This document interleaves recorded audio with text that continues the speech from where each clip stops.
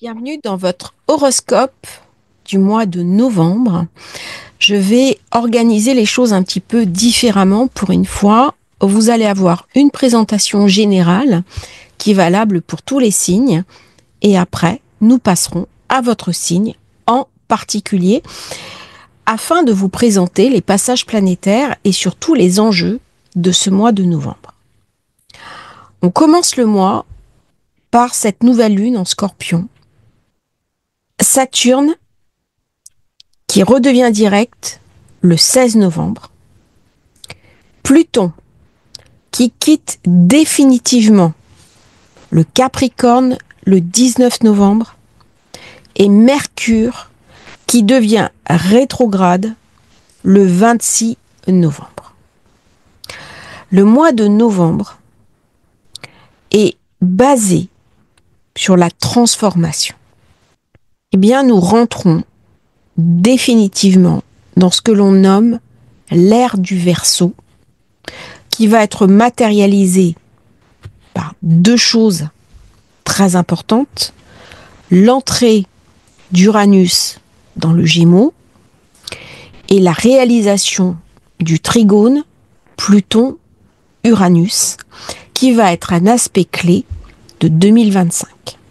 Ça veut dire une transformation majeure de la société, une transformation majeure des grands équilibres. Et en ce qui me concerne, je suis invitée, quel que soit mon signe, à me transformer de manière positive. Le Scorpion est le signe de la peur et le signe de la phobie. Mais c'est aussi le signe de la transformation et de la mort. La mort peut être vécue d'un point de vue réel, c'est ma propre finitude ou celle de mes proches, ce n'est jamais agréable, et pourtant ça fait partie des grands équilibres de la vie, mais c'est aussi la mort symbolique d'un ancien monde pour qu'un nouveau monde puisse émerger. Le monde d'avant Covid, qui a été marqué par la conjonction Saturne-Pluton, est définitivement achevé. Dans les 20 ans qui viennent, Pluton va rester dans le Verseau, et lorsqu'il rentre au mois de novembre, il est protégé par Uranus, qui est le maître du Verseau, trigone croissant, la pleine lune du 15 novembre, qui se fera sur Uranus, donc explosive, une pleine lune erratique, qui va mettre encore en avant des problèmes informatiques, des problèmes de réseau, des soucis de communication et des mouvements incontrôlables. Par contre, elle sera bien équilibrée avec Pluton. Ce qui est dérangeant, c'est que Saturne redevient direct, alors même que Jupiter est toujours rétrograde. Donc, on continue le carré Saturne-Jupiter qui ramène de l'incertitude sur l'économie et sur les sociétés d'une manière générale. Donc, c'est quand même un mois où il y a beaucoup d'hésitation avec cette pleine lune, même si les configurations en présence sont assez intéressantes avec un grand trigone. Mais c'est un petit peu bancal parce que Mars est en Lion. On saura même venir nous enquiquiner un petit peu et bloquer certains de nos efforts. C'est donc un mois profondément transformateur et maintenant on va voir concrètement qu'est-ce que ça vient raconter à votre signe, d'autant que Mercure sera rétrograde à partir du 26, donc il faudra résoudre un certain nombre de choses avant cette date. Et ascendant Bélier, lune en Bélier, bienvenue dans votre horoscope du mois de novembre. On commence très fort par cette nouvelle lune en Scorpion qui va tomber dans votre secteur 8, les finances, la concrétisation, certains investissements ne vont pas fonctionner comme vous le souhaitiez. Ça va être un moment pour assainir vos finances personnel, peut-être mettre en place un projet d'achat immobilier, mais par contre, des investissements à risque ne sont pas recommandés dans la période du fait du carré avec Pluton. Vous avez toujours Mars qui est dans votre secteur 4 et qui va glisser le 5 dans le signe feu passionné, passionnel du Lion, signe de feu, très bonne période pour vous. Il se pourrait que vous fassiez une jolie rencontre, peut-être un coup de foudre, peut-être une nouvelle relation qui démarre. Le mois de novembre, globalement, va être positif pour les béliers et vous en aviez bien besoin. C'est un mois qui va être tout feu, tout flamme. Mercure va passer le 3 novembre en Sagittaire. Pareil, on a Mars en signe de feu, Mercure en signe de feu, et vous êtes Bélier.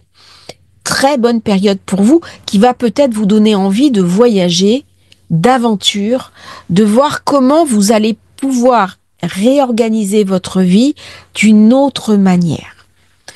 On a des envies et le besoin peut-être de les concrétiser. Vénus, à partir du 12, va passer en Capricorne. Pleine lune. Dans le Capricorne, elle va vous donner des envies de réussite professionnelle, des envies d'esthétique, le besoin aussi de concilier, de trouver des accords majeurs, de trouver des partenaires, de vous intéresser aux autres. Vénus en Capricorne, elle amène beaucoup de réalisme. Elle a les pieds sur terre. Réaliste, d'autant que la pleine lune se fera dans mon secteur 2, le secteur des finances. Autant dire que c'est le moment d'assainir ce qui ne fonctionne plus, soit trouver des solutions opportunes pour améliorer sa situation matérielle.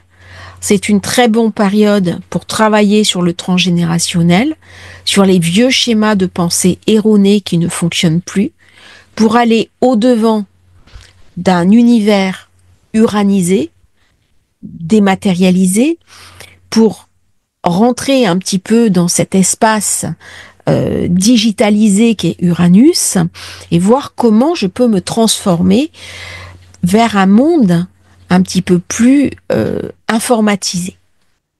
Pierre, bonne ou mauvaise, soit des rentrées d'argent inattendues, soit des dépenses que je n'avais pas prévues. Le lendemain, Saturne redevient direct dans mon secteur d'ombre. Ça veut dire que là, je suis invitée, il y a une certaine lourdeur chez les gens du Bélier. On ressent profondément ce Saturne qui nous empêche d'avancer, comme si on marchait un petit peu dans de la boue. C'est le moment de lâcher des choses. S'il y a des vieilles choses, des vieux principes, ça c'est comme ça, c'est pas autrement, c'est le moment de lâcher. C'est le moment d'aller de l'avant. C'est le moment de se transformer. Il y a des choses de votre vie à jeter à la poubelle. Il y a des choses qui doivent mourir. Il y a des portes qui doivent se refermer pour en ouvrir des nouvelles. Et vous ne ferez pas l'économie de ce nettoyage de vos inconscients pour aller le mois prochain, en décembre, quand on va être sur un renouveau, de ce passage un petit peu difficile par Saturne dans le Poisson, d'autant qu'il sera l'année prochaine dans votre signe et qu'il faudra bien vous préparer à le recevoir dignement. Donc là, il va amener le besoin de construire, d'édifier, de réaliser, et ce sera d'autant plus facile que vous aurez bouclé un travail profond sur vous-même. Durant cette période, attention à surveiller votre santé. Neptune, Saturne sont toujours en zone d'ombre. Vous pouvez ressentir une certaine fatigue, une certaine lassitude et aussi une certaine fragilité psychique.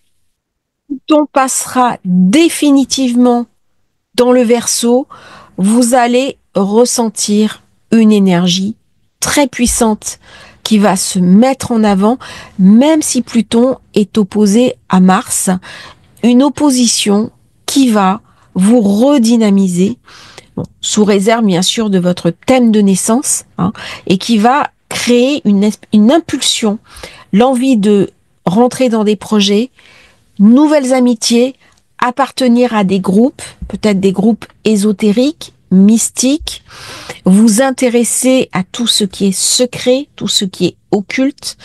Et dans cette période où Pluton va être en Verseau, vous allez monter des projets clés qui vont s'étaler sur plusieurs années. Des projets à long terme. N'ayez pas peur de vous investir dans des choses profondes, des choses qui vous motivent. Le 26, Mercure redeviendra rétrograde jusque début décembre. Période d'apprendre une langue étrangère, un nouveau langage, par exemple un langage informatique, de reprendre des études, de boucler un travail ou au contraire de suivre un enseignement ou de donner soi-même un enseignement. Dans cette période du mois de novembre, on voit qu'il y a Mars qui est en Lion, opposé Pluton, Mercure en Sagittaire, ça me ramène beaucoup d'énergie feu, une puissance à canaliser. Alors, idéal pour rencontrer quelqu'un. Par contre, attention, parce qu'avec les enfants, toute la période va être un petit peu tendue. On peut avoir des éclats, on peut avoir des problèmes si on a un enfant qui est adolescent. Hein, il y a une crise.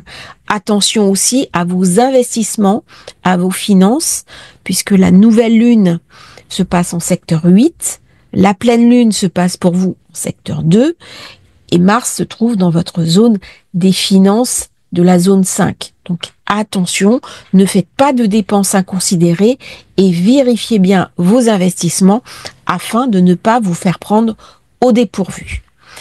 Les zones à transformer en priorité sous réserve de votre thème natal que vous devez vérifier, bien sûr, en fonction des informations qui vous sont dites, eh bien, c'est principalement vos relations aux autres, vous ouvrir, mieux communiquer, mieux aller vers les autres et peut-être vous investir dans des causes humanitaires auxquelles vous n'auriez peut-être pas songé. Je vous souhaite un merveilleux mois de novembre et beaucoup de belles choses au Bélier qui est dominé par Mars et qui sera assez à l'aise durant tout le temps où le Soleil sera en Scorpion. Il passera en Sagittaire aux alentours du 22, donc dans votre zone 9, il va rejoindre Mercure. Donc là encore une fois, envie de voyage, envie d'ailleurs, envie d'étranger. N'oubliez pas de vous abonner à la chaîne, c'est très important pour nous soutenir. Et à bientôt pour un nouveau partage sur Astrologie Facile.